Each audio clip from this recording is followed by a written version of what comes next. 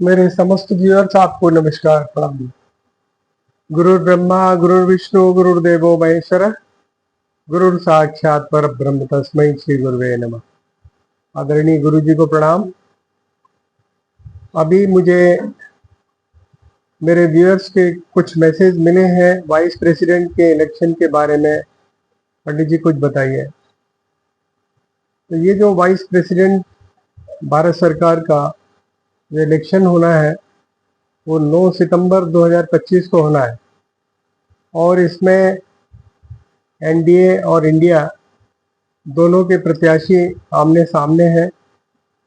और इस समय जो स्थितियां बन रही हैं वो दिन प्रतिदिन बहुत ही टेक्निकल होती चली जा रही है।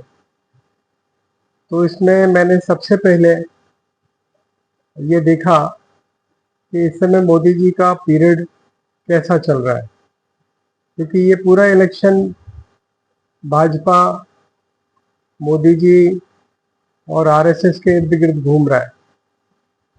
तो इस समय मोदी जी के विंशोत्तरी महादशा में मंगल में बुध में शुक्र का प्रत्यावर्तन 15 अक्टूबर 2025 तक चल रहा है। शुक्र इनकी कुंडली में 10th भाव में बैठे हुए हैं और यहाँ तो ठीक है, परंतु शुक्र इस समय गोचर में थोड़े से कमजोर भी है।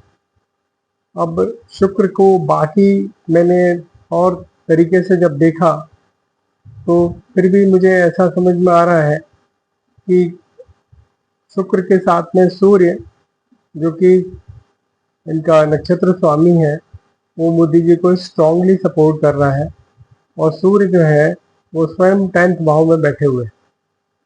तो ऐसी स्थिति में हमें लग रहा है कि मोदी जी का ये जो डैमेज प्रबंधन का जो स्किल है वो इसमें प्रयासरत होंगे।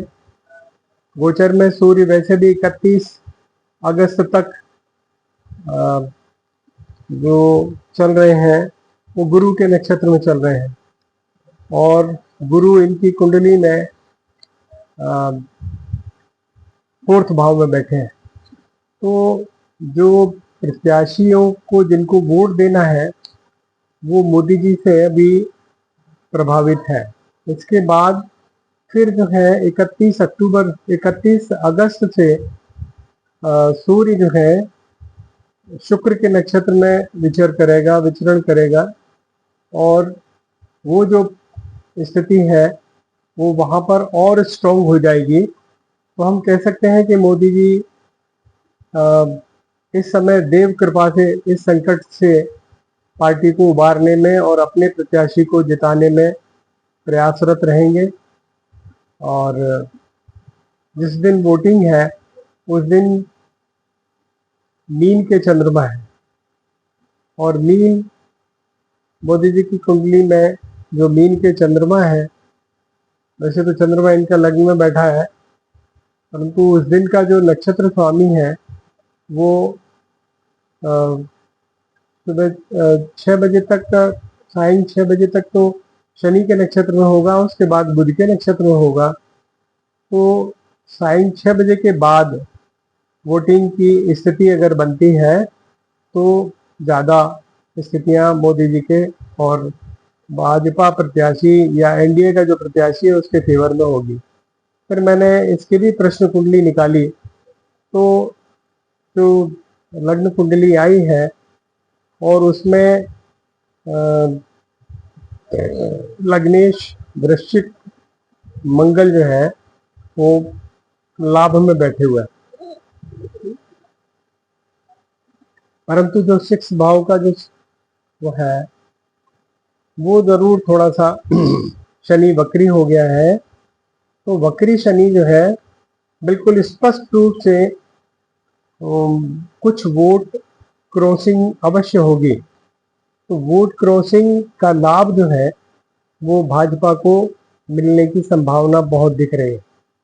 तो हालांकि विपक्ष का प्रत्याशी भी और विपक्ष के जो ग्रह नक्षत्र हैं वो भी बहुत मजबूत है और बिल्कुल 19-20 की फाइट है, एकदम कांटे की फाइट है, माने किसी भी मोड़ पर कुछ भी होने की संभावना है।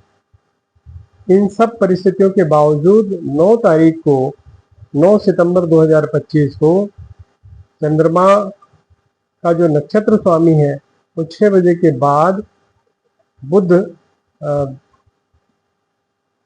बहुत सावधानी से उसमें लाभ देने की कोशिश करेगा और मोदी जी अपने प्रत्याशी को जिताने में सफल होंगे। विंशोत्तरी में भी इस समय केतु में, गुरु में, सूर्य में मंगल का जो प्रत्यांतर आ रहा है उसमें मंगल इस कुंडली के हिसाब से कन्या के बैठे हुए हैं, तो वो भी सपोर्ट कर रहे हैं एनडीए के प्रत्याशी को। तो इस तरह से अभी हम कह सकते हैं कि कॉन्टेस्ट तो बहुत टफ है और कुछ भी होने से रोका नहीं जा सकता, परंतु मोदी जी का पीरियड अच्छा है इन कंपैरिजन टू विपक्ष के समूह के कुंडलियों से। तो हम कह सकते हैं कि मोदी जी अपने प्रत्याशी को जिताने में सफल होंगे, परंतु उन्हें एड़ी से चोटी तक का जोर लगाना पड़ जाएगा। बहुत आसान फाइट नहीं दिख रही है। मैं अपनी ये भविष्यवाणी माँ पीताम्बरा और स्वामी जी महाराज के श्री चरणों में अर्पित करता हूँ। जय हिंद, जय भारत।